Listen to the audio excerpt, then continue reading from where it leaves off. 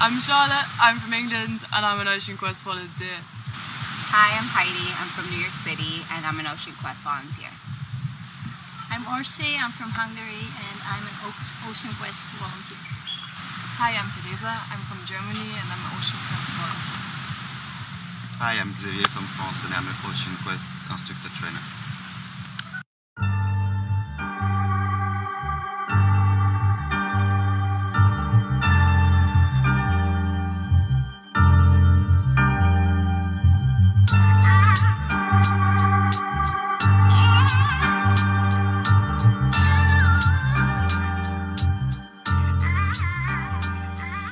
And my name is Anuar, and I'm the founder of Ocean Quest Global.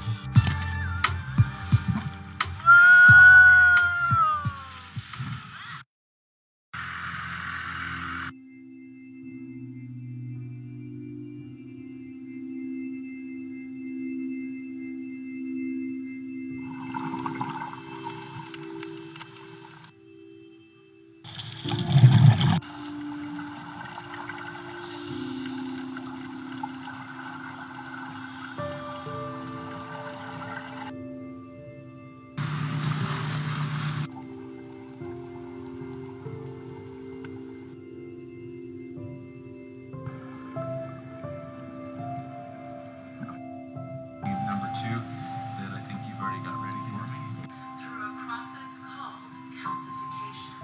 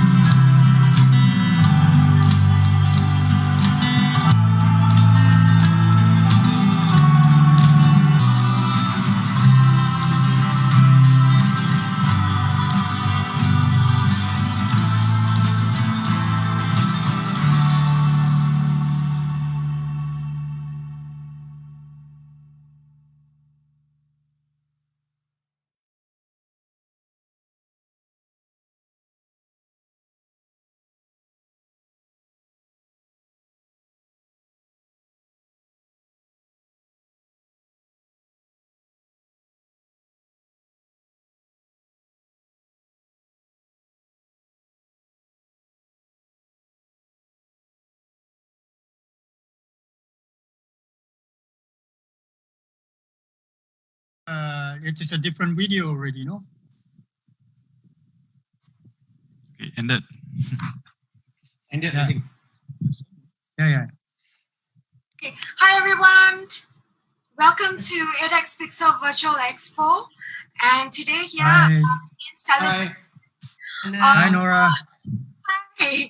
So in celebration of World Ocean Week and also Coral Triangle Day, we have here the team from Ocean Quest Global and also National University of Singapore lecturer who's focusing on corals and of course marine biodiversity as well, Dr. To Tai Chong. So let me just slowly introduce everyone before we actually set into the discussion of what is it that we are here to do, which is to talk about the state and the vision of the Coral Triangle. Okay, so today, just give it a wave, yeah, when I call your name. We do have Dr. To Tai Chong from Singapore, Singapore National University of Singapore. Dr. To is a marine biologist, and he has worked on tropical coral reef systems since 2010. currently a lecturer in the College of Alice and Peter Tan Cat, and US, and Tai Chong is an advocate for lifelong learning and hopes to inspire his students to be a future game changer to protect our fragile natural habitats. Tai Chong has worked extensively with local and overseas high school students to nurture eco-literacy, and he hopes to work with more NGOs and businesses in highlighting the importance of Singapore's rich natural heritage and make nature more accessible to the community. Hi, Tai Chong. Welcome. Hi, thanks Nora. Thanks for the introduction. No worries. So next we have, of course, the founder of Ocean Quest Global Team, Anwar Abdullah. Anwar Abdullah is the founder. Hi, Anwar. Anwar's the founder of Ocean Quest Global, and ADEX Coral Reef Ambassador since the year 2013. Anwar is also the creator of Sea Shepherd Dive Coral. Sea Shepherd Dive Coral Propagation Program, and he led coral rehabilitation projects in the Southeast Asia region. Next, we have Sandrine. How about wave? Sandrine, hello. Sandrine has been on board. Sandrine is the director of Ocean Quest France and owner of Toulon, Plongee. Sandrine has been with Ocean Quest since the year 2018, and her work includes coral conservation at islands of the French territories. Sandrine has actively been involved with Ocean Quest projects through Thailand. The next speaker in line is, of course, Prem Ananth Ganesh from hi Prem, from Malaysia. Prem is the director of training for Ocean Quest Malaysia. He's also the instructor trainer for Ocean Quest Global and takes on projects in Malaysia. Next we have speaker in line is Laura Riavitz from Austria. Hi Laura. Laura is the head of hello. Laura is the head of biology at Ocean Quest Global. Laura has been living in Philippines and is active with coral nursery around her area. She also has been on a coral propagation project at Sham Island in Vietnam. And Laura joined Ocean Quest Global in 2016 and has traveled to many Ocean Quest locations in the region to help with our projects. And she also conducts training and conferences on environmental topics. Last but not least, we have this speaker in line is Sabrina Graffant. Hi. From France. Hello, Sabrina. She's the regional training director for Southeast Asia. Has recently joined Ocean Quest Global as a trainer since 2018 and work her way through to Ocean Quest training courses in Indonesia, the Philippines, and also Thailand. Welcome, everyone. Okay. Hi. Okay. Thanks, Nora. You're welcome. So I will just before I start the whole session, perhaps Anwar, would you want to say anything with regards to today being a Coral Triangle Day? Over to you. Yep. I, as a founder of an organization, I am looking at the welfare of coral reef, basically because it's a global thing. And Coral Triangle has been one of the areas that I concentrate also because almost 2/3 of our activity happens in the Coral Triangle. And but having said that, I also cannot neglect other parts of the world that requires attention on the coral reef. So whatever we are going to say here is mainly as an eye-opener or something that we can take home to learn from experience. I've been working on coral reef since, well, it's been 39 years. And this is my 39th year. On the 40th year next year, I will not be teaching anymore, but I'm still active in research. But as a person who is still active in this field, I would like to say that the coral triangle is the gem of the whole global coral reef environment. So there are things that we need to pay attention to, and that is very, very important what we are saying here tonight. Yeah, back to you, Nora. Thank you, Anuar. Shall we start your presentation then?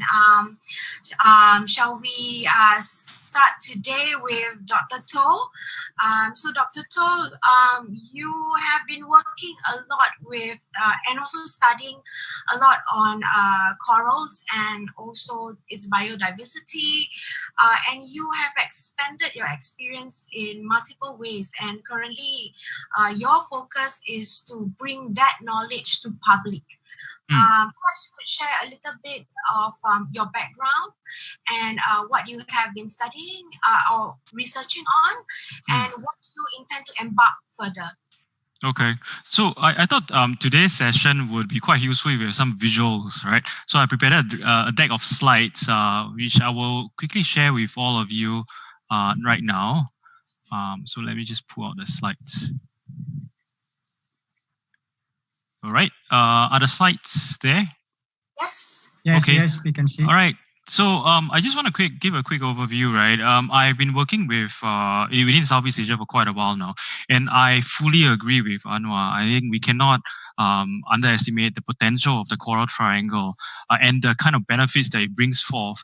One of the main things that I was working on back in since 2010 was really to look at how we can restore coral reefs back to natural states. Because when I first entered the scene in 2010, the coral reefs were somewhat quite battered all over Southeast Asia already. So we started looking at how we can propagate corals with the hope that, you know, with just one fragment, you can break into multiple pieces, grow multiple more, and you basically start to replicate and multiply this number of colonies that we have so that we can start putting them back on the reefs. So we have quite a bit of success with that. So in Singapore, for example, we have about close to about 90% survival on coral nurseries like this. So this is one mode, of course. There are plenty others, but it's very resource intensive. But we're glad that we have support from the general public and different government agencies, such as the Maritime and Port Authority of Singapore, to support the kind of work that we do. I think in recent years, apart from reef degradation, we wanted to shift our focus into something that's getting more prominent. This is a normal rock, and this is what it looks like of a seawall. So in Singapore, we have about 70% of our coastline lined with seawalls, and they are basically something like that underwater. So very barren granite rocks. So our hope is to basically apply the knowledge that we have for restoration and put them into a reef and start growing them into a reef like this. Of course, we are not saying that they are equally valuable in the sense that you can compare the amount of animals that it supports. Of course, you can't compare it to a natural reef, but this is one potential. How can we create living coral reefs on areas that were before that just plain rocks? And we have quite a bit of success. So without taking into account coral reef coral bleaching, we have had a success of about 70%, so which is quite remarkable even after 2 years. So we've shown that this is possible. And furthermore, we've also more recently, just April last year, we managed to document that the corals that have been transplanted from an area that has been that's undergoing development was now able to spawn. So this is a picture of coral spawning of one of the colonies that we have moved over, that we grew all the way from the nursery to the and then planted on. They're now a lot bigger now. So for this particular species, we managed to get about 97% survival, and they managed to reproduce. And this is very remarkable because for this particular, for corals in general, they typically take part in coral spawning event only once or twice a year. So this is something that we've done. So as Nora mentioned, the second thing that I realized was that we need to take this to public.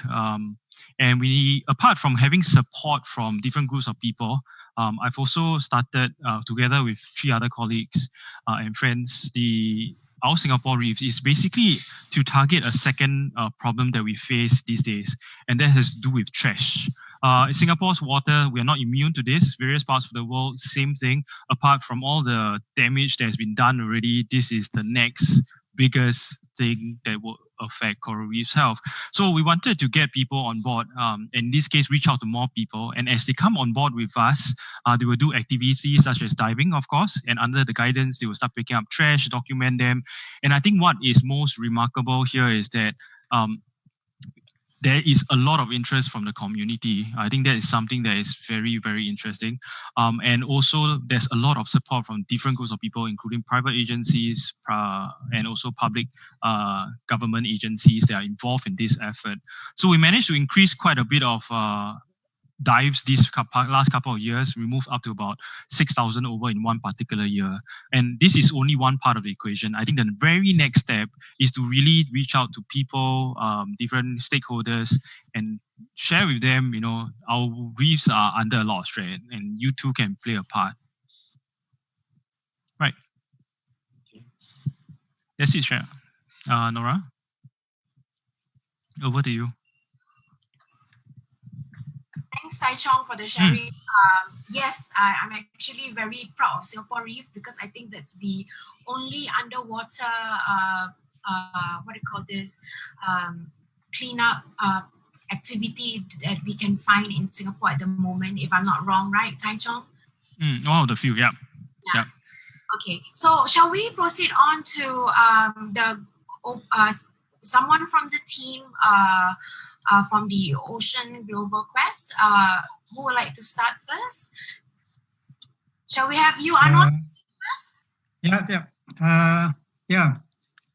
I can elaborate a little bit on Dr. To also, which is a very good connection between what he's saying and what I'm going to say today as well. First of all, about the state of the coral reef in Southeast Asia and especially the Coral Triangle. Yes, there are degradation, but yes, there are also some recovery, of course, we cannot deny it. I'm talking about natural recovery. There is, but there's not as many. But what we are going to address here is that we have been doing a lot of coral reef rehabilitation, and we saw there are factors that is affecting our reef in many ways: illegal fishing, dynamite fishing, ghost nets, and everything. That is common. But the part that we have never ever mentioned is the abusive aspect of coral reef conservation itself, because there are many agencies and bodies who wanted to do coral reef rehabilitation in a big scale, in a mega, something like breaking the record, Guinness Book of Record kind of thing, where it goes overboard, whereby the welfare of the coral itself is not taken into account. Instead, many structures that is placed into the water is basically, I'm sharing the screen now. So the first part that I'm going to talk about is back.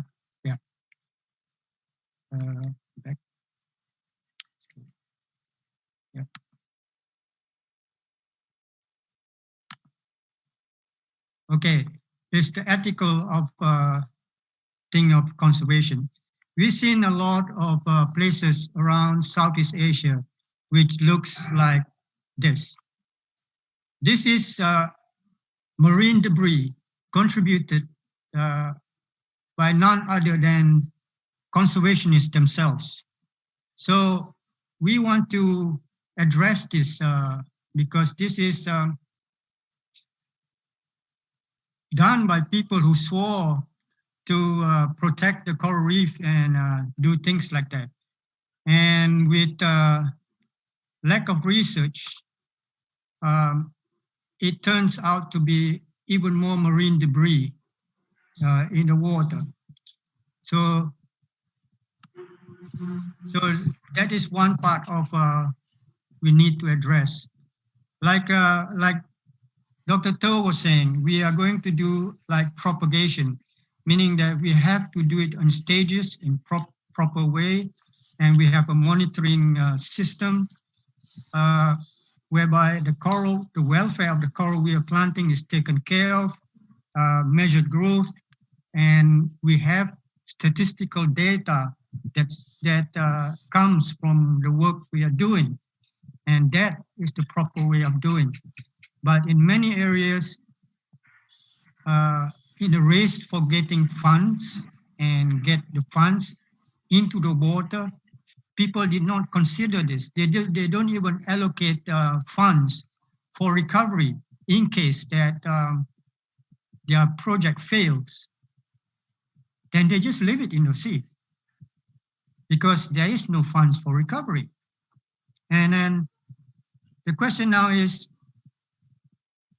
how can we do this? Can we go and see these people and just tell them that if they cannot do a recovery plan for this left structure in the sea, we will be glad to help them. We don't even mention the name to the public. We will take all the structures out of the water, dispose them accordingly, and therefore we can restart again with conservation based on education, science, and proper handling. The one that Dr. To is doing in Singapore Reef is excellent. I mean, people are talking about, every time they ask you about coral rehabilitation, they say, what's your method? It's irregardless. When I started 39 years ago, we've been discussing about methods. Today, we are still talking about methods. Irregardless, if you can, in a proper way, in a systematic way, propagate coral and document it, and it has a certain success, by all means go with it, but do it properly, but don't make it a platform for glorifying an organization or a person or an individual by doing it too big that we cannot handle and manage and maintain. Yeah, so that is one of the things that I encourage to do in the coral triangle, because what I'm talking about here is there are many of those projects that is failed and been left in the sea. That's number one. And number two, we are talking about post-COVID-19. Obviously, funding for conservation project will be much less because every country is straining on their economy.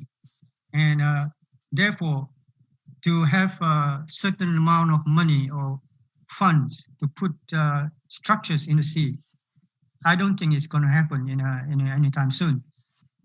So the only way to do it cheap and do it well is to do it in an organic approach. Yeah. So let's see. The organic approach versus artificial, there are many advantages. I'm not going to go through the whole thing, but I'm going to do a few things. Cost, for example, is very, very low. Because why? Because the organic approach did not require an industrial system to get it to work. It does not require you to go to the foundry shop to buy material, to fabricate, to transport, to put it on a barge, to put it use crane to put it in the sea. Those are artificial work.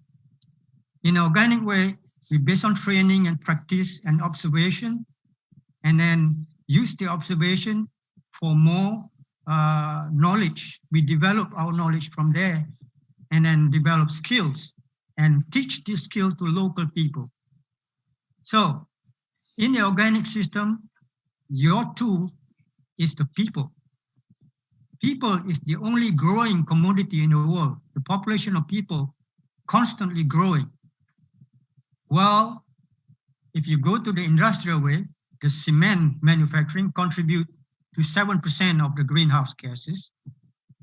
And then you have the carbon, you have everything that's already also very destructive to the environment. That's also the ethical side that we need to think. Do we actually contribute to much more damage to the earth in the name of conservation of the ocean? Cement manufacturing, to make concrete, you need to blast hills to make gravel and mine sand. And all this are destruction to the planet. So how is our conscience in terms of knowing destruction happens in one part of the earth, and then we take it and we use it to do conservation of the ocean? We ignore one destruction in the name of our objective to put things in the ocean. We have to address this too. And then the risk factor. You've seen already just now, the first video. The risk factor is when an artificial coral propagation system is abandoned, pollution starts. And then there will be a lot of other things that's happening afterwards, especially the use of PVC system. PVC is plastic. We already have plastic issue in the ocean. And then when conservationists put copious amount of this material in the ocean and it fails and there's no recovery plan, what does that mean? It means we are polluting the ocean in the name of conservation. So we cannot do this. So organic system, where do I go? Let me see. Okay. In the organic system, when I abandoned, I say, one day my coral nursery, it is growing, but I have no more interest. I'm moving to another site. This is what happened. Look at it.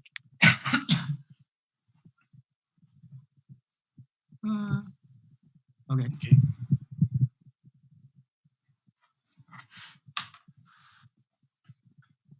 It's a little bit slow. Sorry. Yeah. Look, this is what I leave behind. I did not leave structures like you saw earlier, the PVC pipes and strings and ropes and steel. This is what you left behind if you do in the organic approach.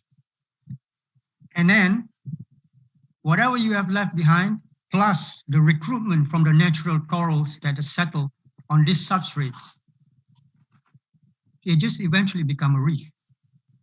Yeah. And then maintenance.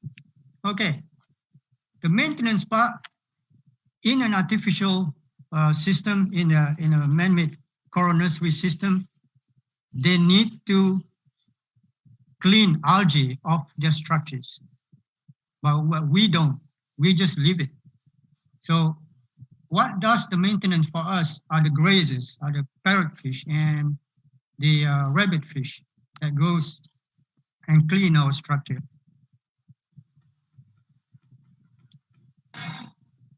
Yeah, these are the substrate. You can see on the top part, that's the natural reef. That's the army that cleans the reef, the grazers. Yeah. So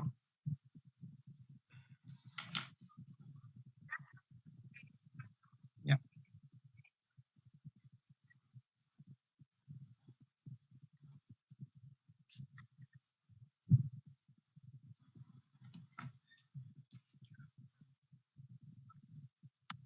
So by having basically my alliance in the sea itself. They are there 24/7. They clean my reefs for me. I don't need to carry a single brush to brush any kind of algae, provided there's no overfishing going on there and the parrotfish don't end up in the barbecue for the local people or for the tourists. That's the other problem that I think Laura will address that.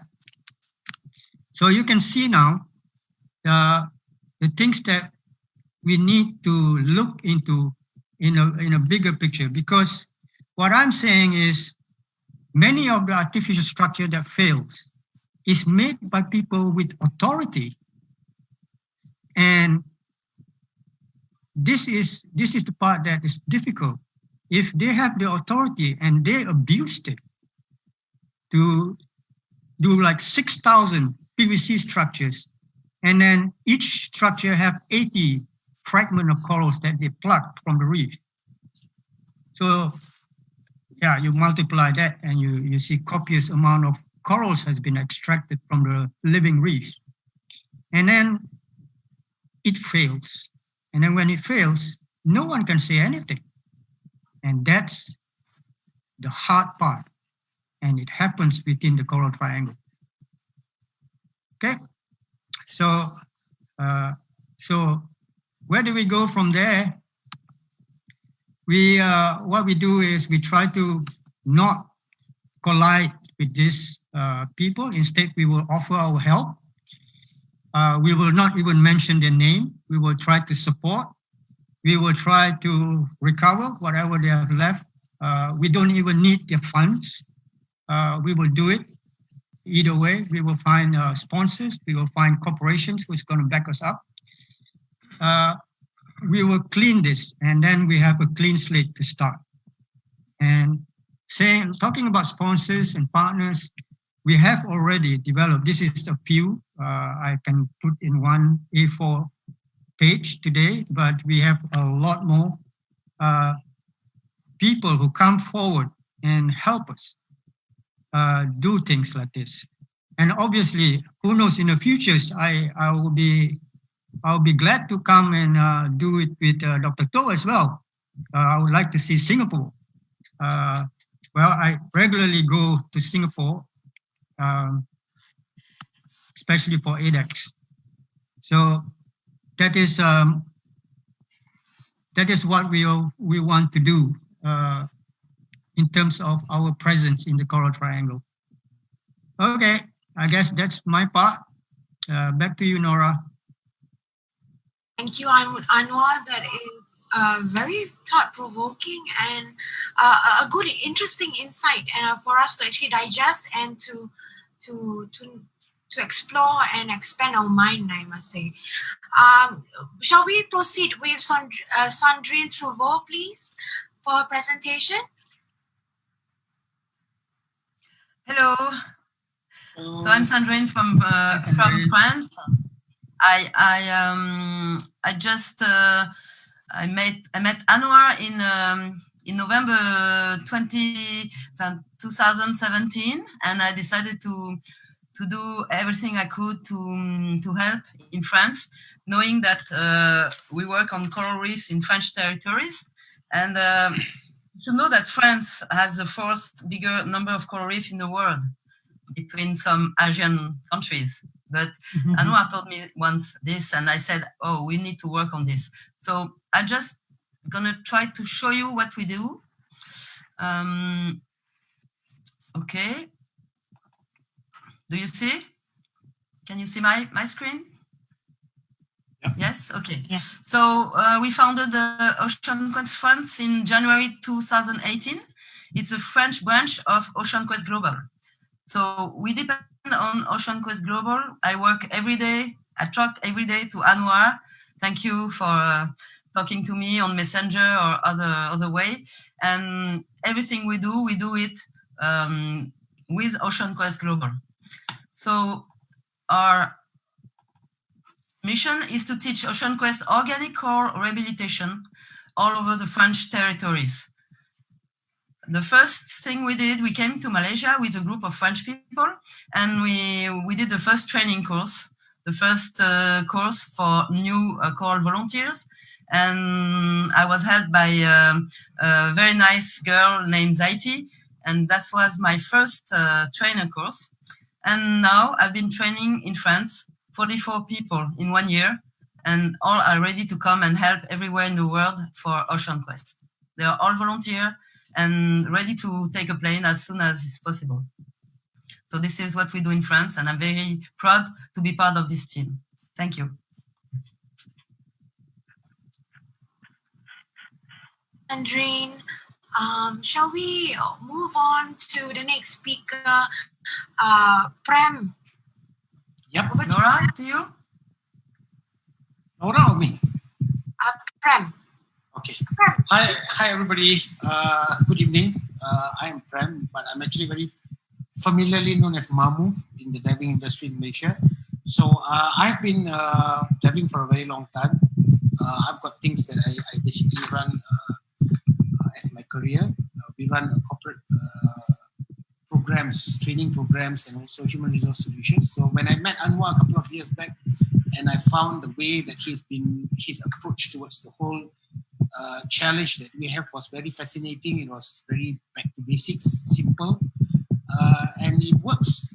A very good example is half of Maya Bay has been rehabilitated, and then it proves that it works. So from last year, from mid of last year, we've been very actively trying to bring back the whole Malaysian market to get everybody get involved. So this year we've been very actively, we've done about 12 trainer courses. We've done about 6 courses. We have approximately about 30 volunteers so far within less than a year in Malaysia.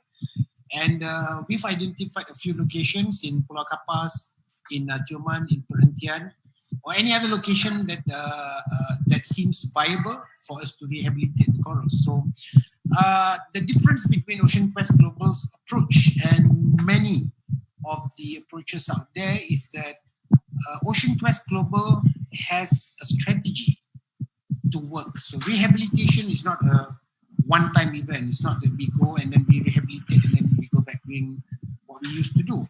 So we have a strategy where every single places that we rehabilitate, we work very closely with an affiliate, either a dive center or a resort, or government agencies, or even people from the villages. So once we have a strategy like that, then it will work on the long term, because the nurseries, the young fragment corals that we propagate that needs proper care. It needs maintenance every now and then. So it works. And number 2 is that it is one of the very few, if not the only, approach that uses 100% organic approach. So you can't go wrong in the approach that we do, because being in line in this rehabilitation and conservation, we come across a lot of projects that uses PVC, that uses concrete, that uses bottles, where people come, plant corals, and then that's it, everybody goes busy. Like in Tioman, we have spent a lot of money recalling back all these rotten plastic PVC tubes that's been there for the last few years, so that's the great thing about Ocean Quest, because we believe in having an affiliate and working very closely with them. So our objective for 2020 is basically to create an awareness among Malaysians, especially people from people of all stakeholders, the government, the universities, the school children, the industry players, boatmen, resort owners, get everybody involved in creating the awareness of why coral reefs are very important. So it's kind of like an educational, at the same time, a direct action. And like in Malaysia, for the less than 1 year, we've seen a remarkable, I can actually show you some of the, just a minute.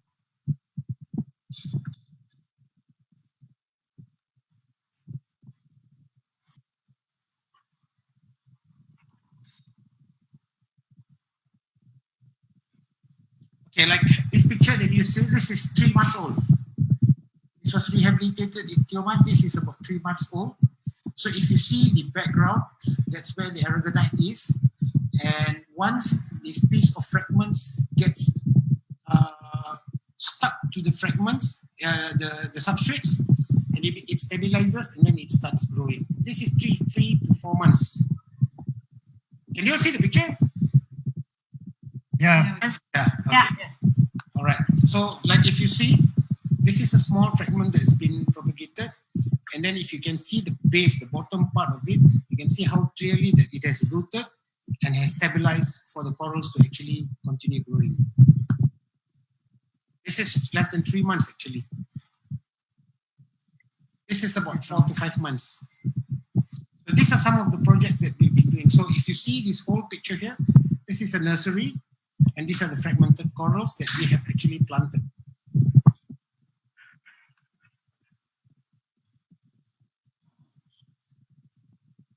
And what happens if, let's say, in a year from now, we completely abandon this? This will never be an abandoned project. This will actually, in fact, be a reef eventually.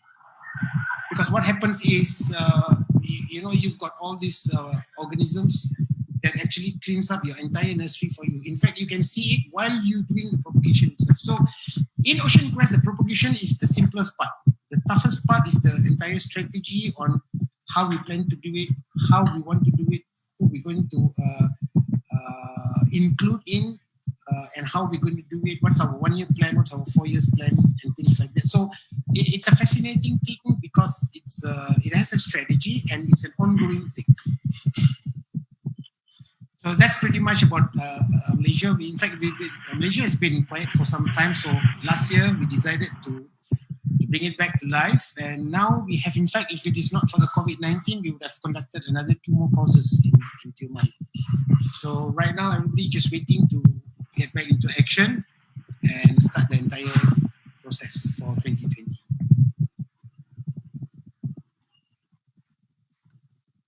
Okay. Thank you, Prem. Shall we proceed with the next speaker, which is, let's see, shall we have Laura? Yes, sure. If we still have time. Yes, we do. Amazing. Can I start? Yes, please. Hello, so I'm Laura. I'm a marine biologist from Austria and currently living and working in the Philippines. And I just want to add on a little bit and giving an example how the state of the coral reefs are currently in the Philippines more in general and what's contributing to the degradation of it. So Philippines, of course, belongs also to the Coral Triangle, and the coral reef area is about 26,000 square kilometers. So it's the second biggest reef after Indonesia and Southeast Asia. But unfortunately, 98% of that area are actually categorized to be threatened, with 70% considered to be at risk and even at high risk. And this is due to different factors, like, for example, local factors and global factors. And local factors or local impacts leading to this degradation of coral reefs are, for example, sedimentation, and we heard already from Anuar as well, like overfishing and destructive fishing, illegal fishing, like dynamite and cyanide. Even though it is illegal, it's still happening. And then we have coastal development, and then we also have like marine pollution and habitat loss. So these are local factors happening really locally. But then we also have global factors like climate change leading to coral bleaching because we're warmer seas, and then also ocean acidification. And this is very sad because this shows how important it is that we protect those coral reefs and also lead to coral propagation and coral reef conservation and reef rehabilitation, because people are really dependent in those tropical countries on those coral reefs. So in the Philippines, for example, almost half of the population is living within coastal areas, which is around 45%. So of course, due to this proximity, for them, it's very convenient to use coral reefs as their food resource and livelihood. Actually, approximately like 2 million people are dependent for fisheries for employment here in the Philippines. So they're really, really dependent as a food resource and also as a livelihood. So again, these are the many reasons and factors why we have to protect coral reefs, not only because they're beautiful to our eye, but because they're supporting life, they're supporting us. So when we scientists often saying let's support coral reef, it's not only for the marine species and the coral reef itself, it's also because for us, we're very dependent on it. And on the other note, I want to add on is the Philippines, the coral reefs in the Philippines is often considered by marine experts and scientists to be like the marine biodiversity hotspot of the world, like the heart of coral reef life, like in the entire world, not only within the coral triangle. So of course, it's very attractive for marine tourism. So many divers and diving experts are coming to the Philippines to experience this beautiful underwater world. So like last year, we had like from the 7 million foreign visitors coming to the Philippines, approximately 350,000 were divers. So there's a lot of pressure coming as well from the diving industry. And what I would just like to point out, and I hope this works, is I'm coming with my first picture. Can we see? Is it possible to see? Yeah. Yes. Amazing. So yes. what I just want to mention here at this point is, so we are really promoting, so dive operators and tour guides, they're promoting dive sites with like amazing, beautiful pictures. Come and dive with us. You can see beautiful coral reefs. You can see those beautiful, colorful fish. Go and experience diving, and everyone is very enthusiastic about it. And they even invest lots of money in underwater equipment and take beautiful pictures. And then in the evening, this entire scenery is changing because all those beautiful fish they have seen in the morning are then offered in the evening on barbecue. And you can see those people walking around and say, hey, look, isn't that the fish we just saw in the morning in the water? Let's eat it. Let's try it. And I guess this is really also the wrong approach, because when you look at this picture, you can really see these are like parrotfish. And we've heard already from Anuar and also other speakers, they are grazers. They are keystone species to coral reefs. They graze away algae, more or less plants, and make room for other corals to colonize and settle down. Yeah, to really clean up the reef. Also with the increasing marine pollution, it's very hard for corals to compete towards algae, which can really thrive in those harsh conditions. So to really make room for corals to grow. And this is very important. So we cannot take and should them take out, because they are the natural cleaners for our coral reefs. And I don't think this is the wrong way. We cannot promote attraction with marine life and then later on offer it for dinner, and so we can eat it to oblivion. So later on, maybe in like few years, the only thing which is left are pictures. And then I have another picture I would like to share. I hope it works as well. And then I'm almost done. It's this one. Can you see this one? Yep. Yeah. So this is another way of, I'm all up for education, and I think it's very important to show people and tourists coral reefs. I really wanted to show it because I think to be able to appreciate and understand something, you have to experience it. Because when you experience something, this is when you learn, and this is when you value. So I want people to show reef, and I want to show them fish, but not in this way, not by walking over coral. Also because if they most probably go on their own snorkeling and diving and do their own snorkeling tour, they most probably start walking on the reefs as well, because this is how they learned in the first place. So compared, I can stop this screen now. This was just like two examples. So I know compared to the factors I've mentioned of like the global and local threats we have, maybe these are like, this is only small scale, but because this is the ADEX and we are promoting also like diving and diving tourism, I think marine tourism has to function in a more sustainable way. But also we as visitors, who would like to visit different countries and would like to experience beautiful reefs, we have to show an environmental friendly attitude. So it really has to come from both ways. And I think education is very, very important. And I think this is where the future should go. And with this, I would like to say thank you. And that was just like a short contribution from my side. Thank you, Laura. Shall we proceed on with Sabrina? Oh, yeah. Hi, everybody. So, like you said at the beginning, hi, I'm Sabrina. I'm Ocean Quest Regional Training Director for Southeast Asia. So I have been working mostly in Thailand, Indonesia, and Philippines those months. So right on the stunning Coral Triangle. So for now, I train about 60 Ocean Quest trainers. So it is already professional diver who are going to be able to train themselves as a student to the technique and to be volunteers for the coral rehabilitation. So what is very good with the Ocean Quest method is, as Anuar already said, it's organic, and as well it is an easy methodology. It make it easy so to be able that we can spread the technique by teaching the methods. So I will show you, I'm going to share my screen to show you some picture of the courses and programs that we had at the moment in Southeast Asia. So wait a moment. Okay. Right now. Okay. Can you see it? Yeah. Yeah. So this is some picture of the trainer courses that I have done this last month. So as you can see, there is different steps of the coral rehabilitation trainer course. So you have the nursery, that we build the nursery at the beginning. Then we do the propagation, and then you can see the small baby corals, and people are really, really willing to learn. And thanks to those trainings that the people are like paying for, because at their turn they can teach for their students. So we are able to conduct some non-profit community-based program. So as you can see here, it was in Panglao in Philippines.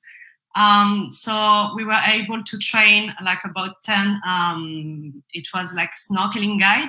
So they were like really, really interested about the ocean. They already know many things, but they didn't know about coral. They didn't know it was animals. So it was like really, really interesting to see them discover this. And I'm sure now they're going to be like really sharing their knowledge, and they're going to be really taking care of their customers so they don't damage the coral anymore. So as with the philosophy of Ocean Quest, we really like to involve as much as possible the locals to make it like very more sustainable programs.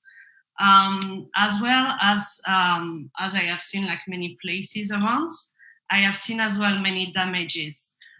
So in every places I have been, there was risk at coral through massive tourism and the fisheries. So it was leading to algae infestation, anchor problem, ghost fishing nets, so many different problems. So as you can see on the picture, it is like the different places I have been, and even in very remote places, like in Mergui, where Anuar is at the moment. It is very remote, so for now there is no massive tourism, but still there was like those problems, but more with fisheries. So it is really, we need to take care of this. But then there is a hope of these rehabilitation programs. So as you can see, it is like some baby corals that we plant this month. So it is a hope, and in every places as well where I can see I have been. There is more and more action taken. You can see that action are taken to heighten the awareness about environmental problem, and more people are willing to help conservation programs like ours. So more and more people want to be involved and they want to help. And yeah, and with this training, it is like easy for them to just be there and give a hand and spread the word. So yeah, that's what we are doing at the moment. Thank you. Thank you, Nora. Oh. Thank you everyone.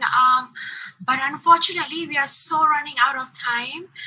But we do have some good questions that I would like to put on this Facebook post.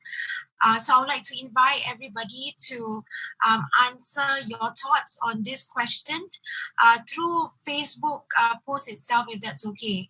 Anuar, I would really appreciate if you can also answer and give us your thoughts based on the question that is available online on this post as well.